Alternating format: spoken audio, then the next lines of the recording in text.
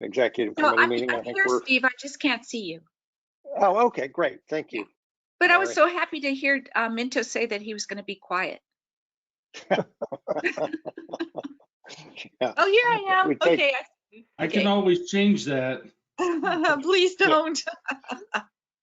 Well, it's good to see you all, if only virtually. I want to go ahead and get started with the approval of the meeting minutes. Unless there are any questions, I will entertain a motion. Move approval. Thank you, Mayor Salas. Thank you, Mayor Wells. We have a motion and a second. Needs to be a roll call vote. Tessa? Yes, for item number 1, the minutes. City of San Diego is absent. County of San Diego, Supervisor Desmond. East County, Mayor Wells. Yes. North County Coastal, Vice Chair Blakespear. Yes. North County Inland, Chair Voss. Aye. And South County, Mayor Salas. Aye. That item passes unanimously. Thank you very much. We'll go to item 2. Tessa, do we have any public comment to be read into the record?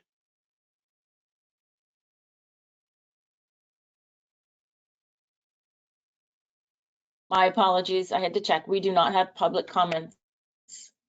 Thank you. Moving on to member comment. Anybody have any comment they want to offer here? I just have a question. We had requested the state on the mandate to pay for auditors that Mary Kay had wanted to hire additional auditors. And we put in, I think at the end of March, just under the deadline, to request that the state pay for those auditors because that was part of AB 805. I'm just curious where we stand on that and if there's what's progressing and if there's anything we need to do.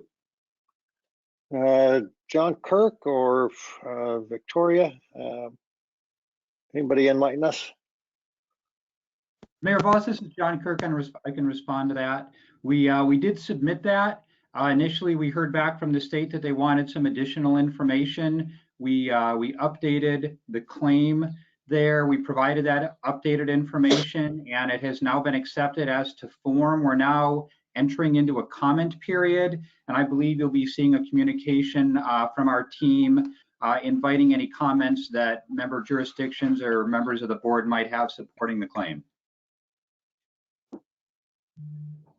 Would it be beneficial if the board got online and supported that claim or did whatever we needed to do or take an action? I'm just curious if there's how we can help this along to get money from the state to pay for these folks.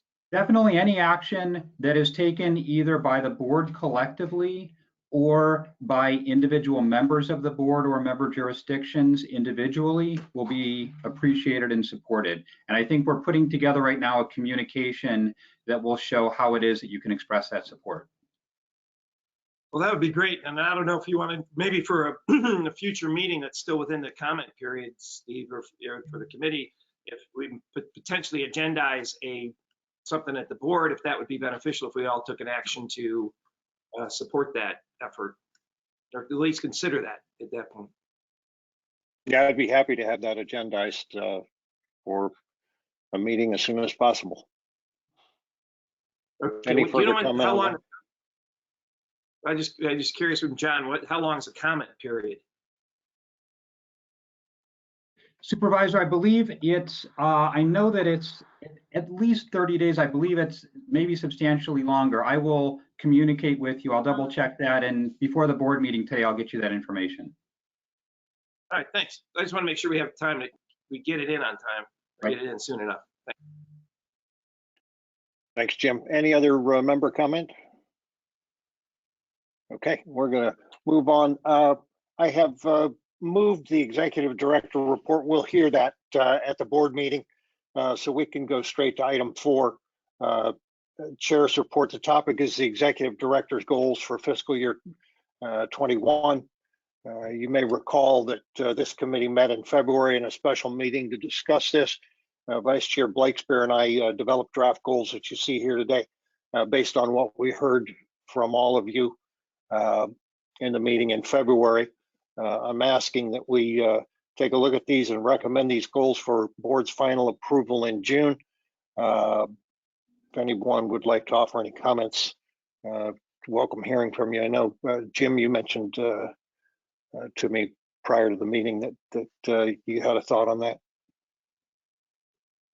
Well, and I just wanted to say thanks very much for you and Vice Chair Blatespear for putting us together. It was a lot of work and effort, and I know it was a long time coming, and appreciate you doing that.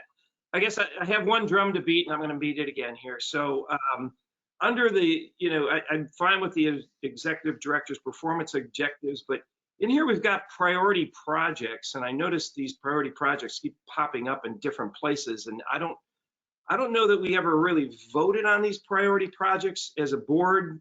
Most of them seem to be a priority, but one of the ones that under the complete corridors, under the regional plan, it just mentions the corridors, the complete corridors themselves as a whole, but I'm just going to read you the motion real quick here. On July 12th, motion by Mayor Faulkner and second by Mayor Salas. The Board of Supervisors directed staff to continue public outreach and develop a regional plan with the following priorities.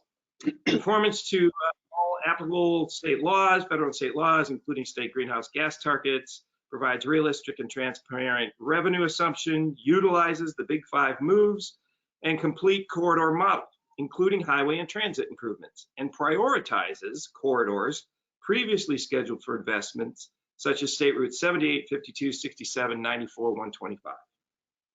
I would like to see that language of that prioritizing those routes, those corridors previously scheduled for investments, and under these complete corridor paragraph, it's on page 3, under the regional plan. So I know there was argument to say, well, complete corridors is there and those are just part of it, but we actually prioritize those at that meeting, and they seem to get lost. And I'd like to see that language prioritizing the corridors scheduled for investments, and it says such as State Route 78, 52, 67, and 94, 125. So I'd move to approve the item with those additions to the complete corridors paragraph. Yeah, I would agree with that addition. I think it's important that we memorialize what we did last July, and then I think we reaffirmed in September. Rebecca, I saw your hand go up. You went away. Sorry, it's hard to see. I was just going to say I concur with that. I believe that that's what it should say, because I feel it's more comprehensive and it captures more of what we actually voted on. Next, Catherine. Yeah, that's definitely the direction of the board. So I think that would be appropriate to include in here. I just wanted to clarify, though, that what you read, when you read it, you said the Board of Supervisors did this and that. And I just want to make sure. Yeah, no, I just want to make sure that I know the Board of Supervisors did weigh in with a support letter or language that was similar. So I just want to make sure that whatever we include is what Sandag Board did and not Board of Supervisors did. But other than that, it seems appropriate. Yeah, I Jim, you I can't remember what hat I'm wearing, and I'm looking at these screens anymore. I can't remember what hat I'm wearing. Got it. This was the board at the board. Right. Yeah. So, sorry. Thanks. Any further comment? Bill, anything? No. Tessa, do we have any public comment on this item? Chair Voss, there's no public comment on this item. Thank you. I'm happy to make a motion to recommend these performance objectives with the inclusion of what Supervisor Desmond said, to have that specificity in there. Looking for a second. Second. I have a second from Mayor Wells. I'll call on Tessa for the roll call vote, please. Thank you. City of San Diego is absent. County of San Diego, Supervisor Desmond. Aye. East County, Mayor Wells. Yes. North County Coastal, Vice Chair Blake Spear. Yes. North County Inland, Chair Voss. Yes. And South County, Mayor Salas.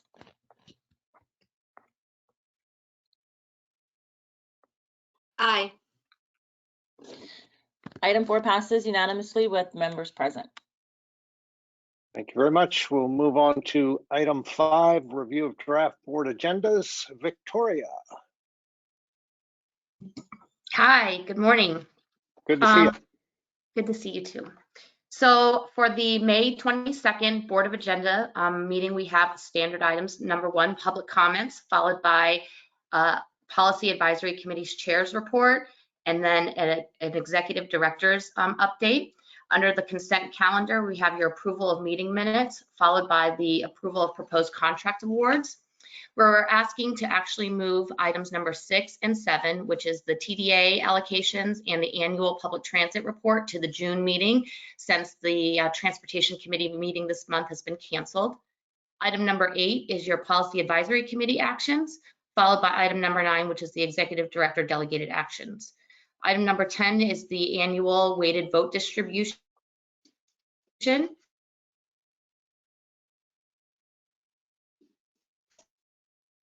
Foster. Number 12 is an information on the quarterly progress on the report on transportation projects. Item number 13 is your meetings and events. Under reports, we're looking to adopt the Buena Vista Lagoon Enhancement Project, so we're bringing this back to you. And then under item number 15, it's the housing element extension deadline request, which we're looking for discussion and possible action. That concludes the May 22nd Board of Directors meeting. Any comments or questions on that particular agenda? No.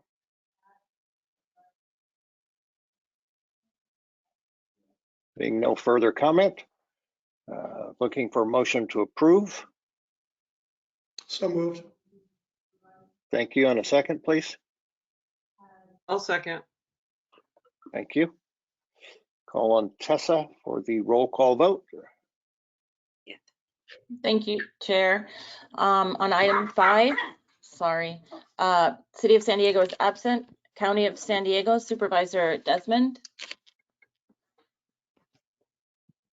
Jim, I'm you're sorry, muted. I have a comment on this item if afterwards, after the vote, if that's okay. Sure. East County, Mayor Wells.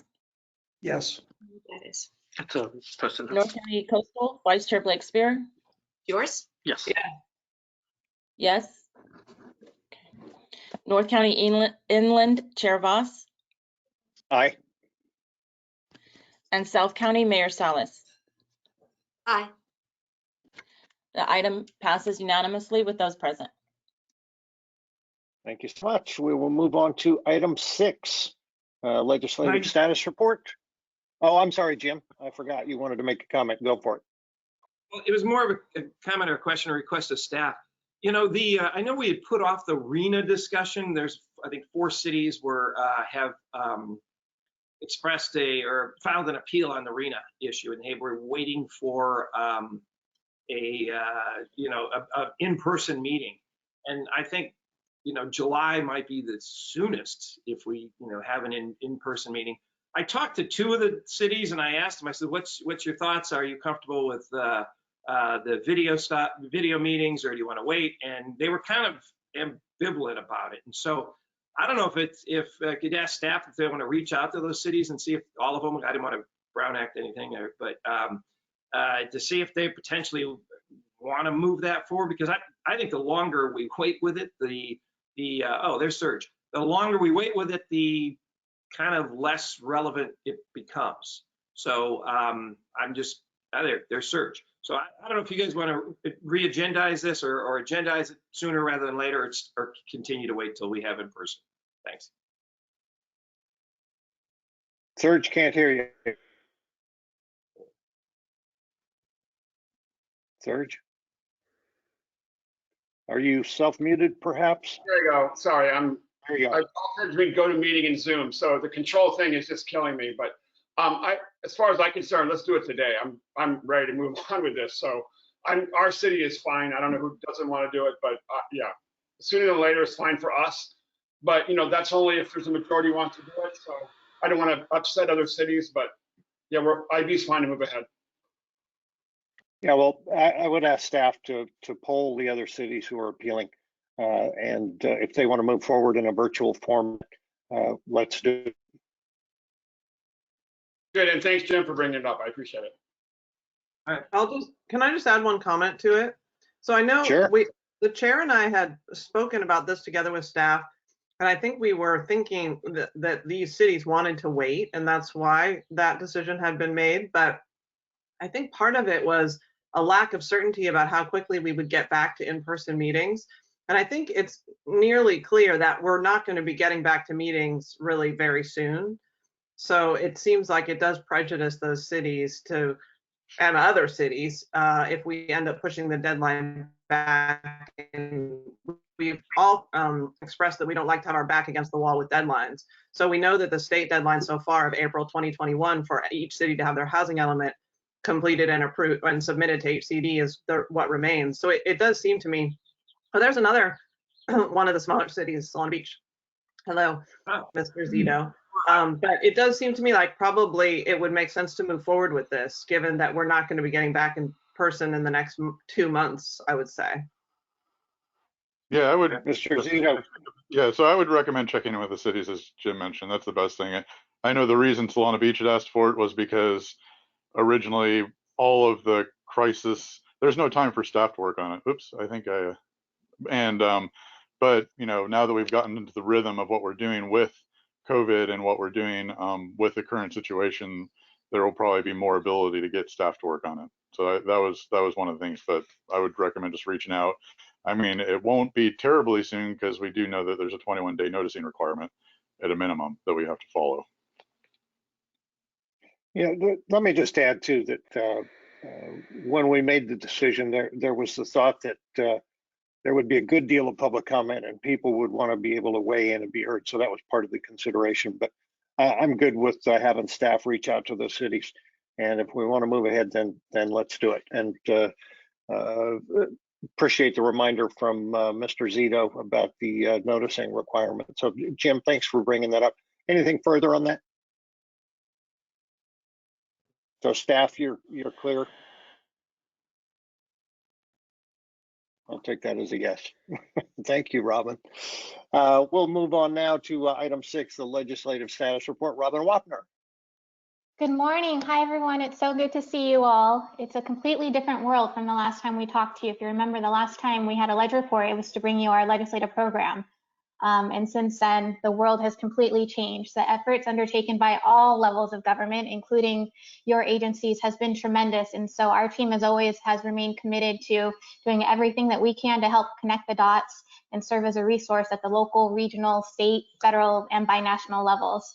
From a state perspective, I can tell you that the stay-at-home orders have not slowed anything down. In fact, things are only speeding up in the last week. As you may know, the legislature is required to pass the annual state budget every year by June 15th. And so the plan this year, given what is going on, is most likely what they're going to do is pass what they're calling a workload budget. So essentially keeping spending levels at the same levels that they are now, just so that the government can continue working. And then in the fall, probably August, bringing back the budget and incorporating any further reductions that may be needed based on the most updated revenue projections. Just as a bit of a precursor, so we're expecting the May revise to come out within the next week. That's when the governor provides his updated projections and funding proposals. Yesterday, though, the California Department of Finance did release a memo which is anticipating a state budget deficit of about $54 billion within the next year. So that's just kind of an indication of where we think things may be going. Just to give you some context, that $54 billion is equivalent to about 37% of the general fund spending that was included in last year's state budget.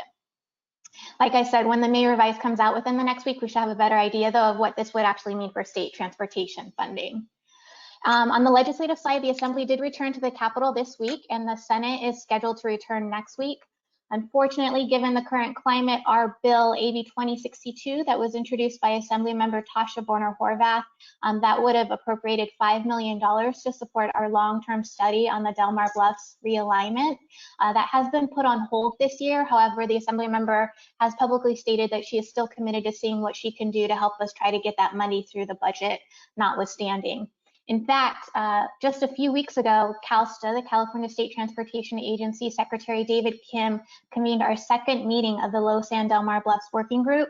And through that, we had stakeholders from throughout the state and representatives from the federal government, including the Federal Transit Administration, folks from the Coastal Commission, GoBiz, Natural Resources agencies, as well as some of our legislative representatives like Congressman Mike Levin and Assemblymember Borner Horvath, spend almost 3 hours just focused on the Delmar Bluffs and how we can work together to finally address both the short-term and the long-term needs of this corridor.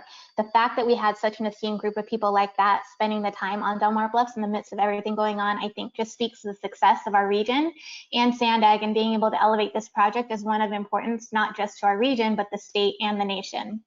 We've also been meeting with folks from across the country to really highlight the great work that Ray Major and his team has been doing on the COVID-19 forecast model. Hopefully you've had a chance to look through that, and the unemployment data for our region.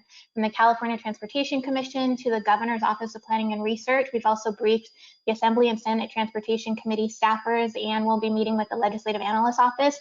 They all know the great work that we're doing, and this is really helping us get in the door to help inform both the response and the recovery policies that are being formulated at the state level.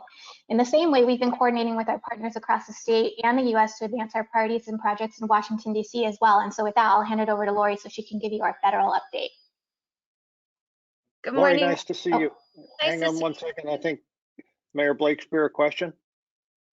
Yeah, I just had a question on the state side before we go to the federal side. Sure. So is there any other funding bill or effort from the governor that we feel is at risk besides Assemblymember Borner Horvath's $5 million for the Delmar Bluffs? Can you speak to that? Is there any other funding that we were pursuing or that was in there, like, for example, the high-speed rail from the governor, being that money being reallocated to different parts of the state and potentially coming to us, or any other thing? I think you'll hear more about this in your budget presentation at the board meeting. For the current fiscal year, we're comfortable because a lot of the funding that we're counting on has already been appropriated. For the coming fiscal year, that's what we are anxiously awaiting the May revise to tell us, for higher spending levels that typically come through us as formula funding from the state and from the feds. That's what we're waiting to see what may happen there and how that could indirectly impact us. Okay, so we basically just don't know. We're on hold right now. Okay. Okay, thank you. Mm-hmm. All right, now let's go to Lori. Lori, great to see you. Great to see you guys too. Can you hear me all right? Yes, ma'am. Okay. All right. So good morning, everyone. I know it's been a long time since we've last chatted, so I'll try to bring you up to speed on all the things that have been going on in the federal space, but just really wanted to take this quick moment just to say thank you for all the work that you guys are doing for your cities and jurisdictions and communities. Just really appreciate all the work in keeping our cities safe and healthy. So thank you. So as you all are aware, a national state of emergency was announced by the president on March 13th. Since then, Congress has worked to pass 4 widespread relief packages, that amount to nearly $3 trillion in relief efforts. And there's discussion of more relief on its way. If you're like us, your ears perk up when you hear infrastructure is mentioned in its role in our nation's economic recovery. However, the likelihood of a standalone infrastructure package is becoming slimmer and slimmer as we see it. But with the FAST Act, which is set to expire in the next in September, this is the current 5-year surface transportation bill. With that bill, this is an opportunity for MPOs like SANDAG to advocate for a multi-year, multimodal reauthorization that can benefit the region and our projects. And so this is an opportunity that SANDAG is going to take and to advance a long-term sustained funding source. So just to take a quick step back on what different funding vehicles there are on the table, right now you hear a lot about the relief and recovery stimulus packages. Usually these are one-time infusions to existing and new programs. The CARES Act is an example. We don't see infrastructure being included in that type of future bill, at least not for now. Another vehicle is through the appropriations process. Annually, we advocate for how Congress apportions dollars on a yearly basis through the appropriations process, which is typically wrapped up by around October, November. Throwing a twist in the plot line there, though. Actually, let me back up real quickly. In terms of the appropriations process, we just participated and submitted our requests prior to the stay-at-home order. So those requests are being taken up by the Appropriations Committee in the coming weeks. And then finally, this year we have the expiration of the authorization bill, one that I just talked about. This is an opportunity to advocate for a long-term, at least 5 years, sustained transportation funding source. And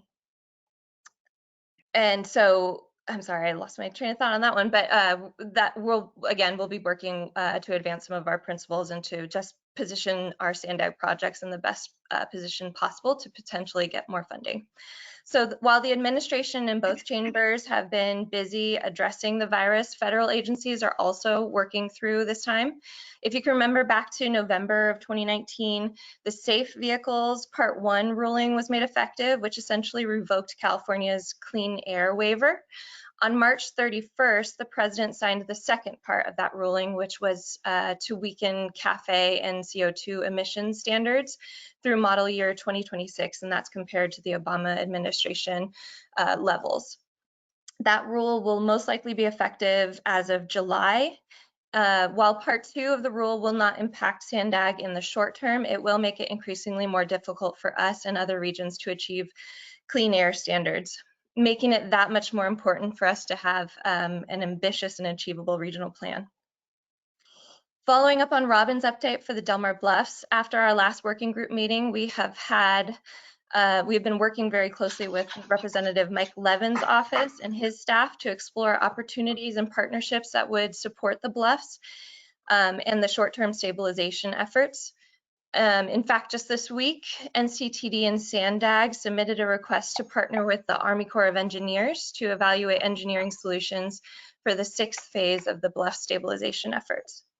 And then finally, as you all have probably heard in the news, the Senate went back to work this week while the House continues to reconvene remotely until further notice.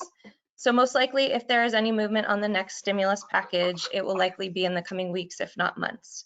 And with that, I will wrap it up and hand it over to Hector, who will provide a binational and borders update. Thank you, Lori. Good morning. Can you hear me? Perfect. Good morning, Hector. Good morning. And before I start with my report, I want to join my colleagues in recognize and thank you.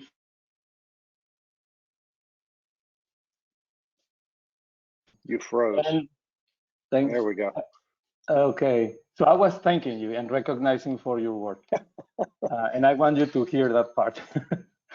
The first part, let me refer. I want to talk a little bit about the border. And in that way, I want to say that the pandemic, the COVID, started after, in Tijuana, started after the San Diego. And to date, Tijuana has 930 cases and unfortunately has reported over 170 deaths. And as I say, they started feeling the crisis several weeks after San Diego. Fortunately, I can report that health authorities and professionals have been in communication and coordination with their situations are difficult over there.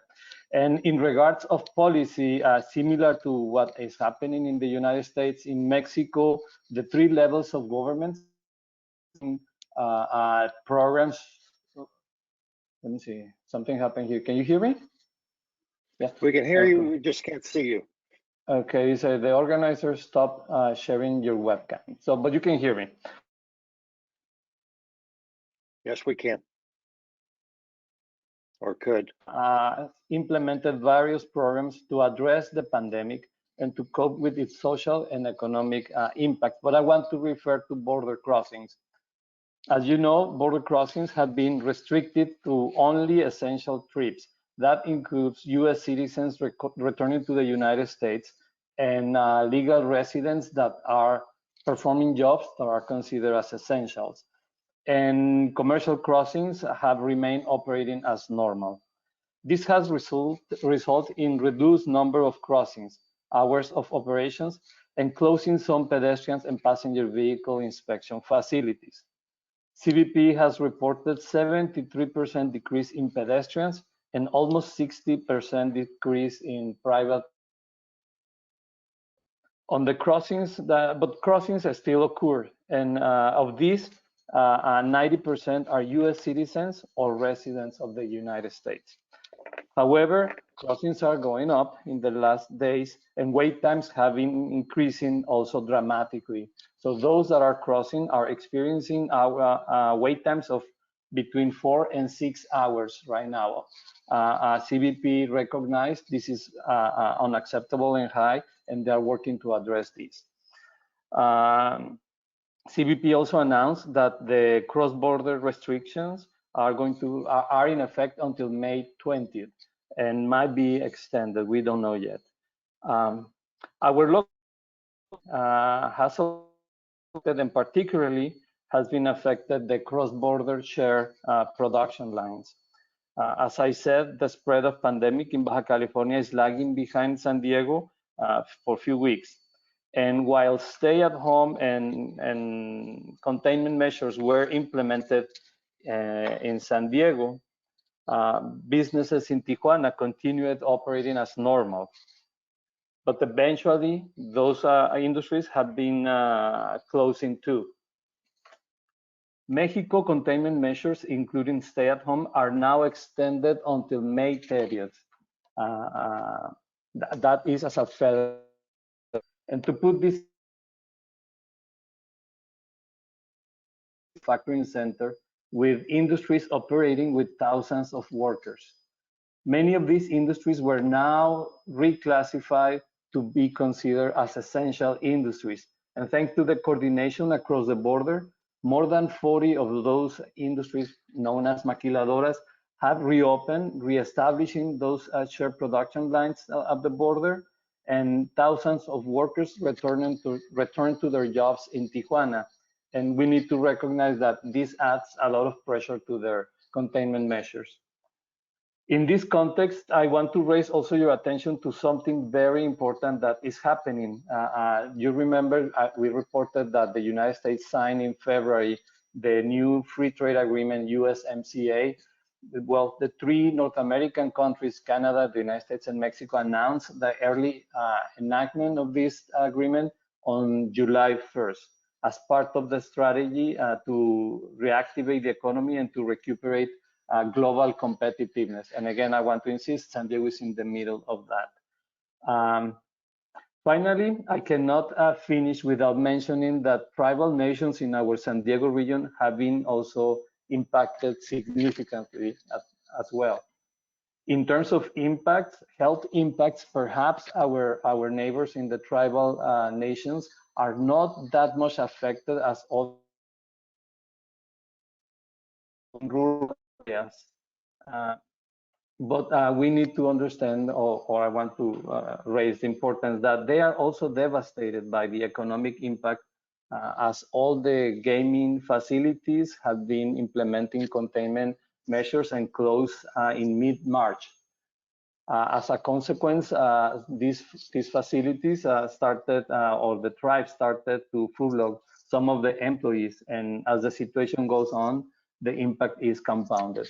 And it's important to understand that revenue from gaming funds all the community programs, including education, healthcare, and other government programs. Also, from a cultural perspective, the COVID-19 crisis is exacting a heavy toll on tribal members from whom virtual gathering as the one we're having here are not as feasible, unfortunately. Also, finally, tribes do have CARE Act funding that should be coming to them, but there are issues with the guidelines as to how it will be distributed, if it's by population or budgetary needs. But hopefully it will be resolved and some relief can be on its way. And with this, I'm finishing my report. Hector, Lori, and Robin, comments, questions?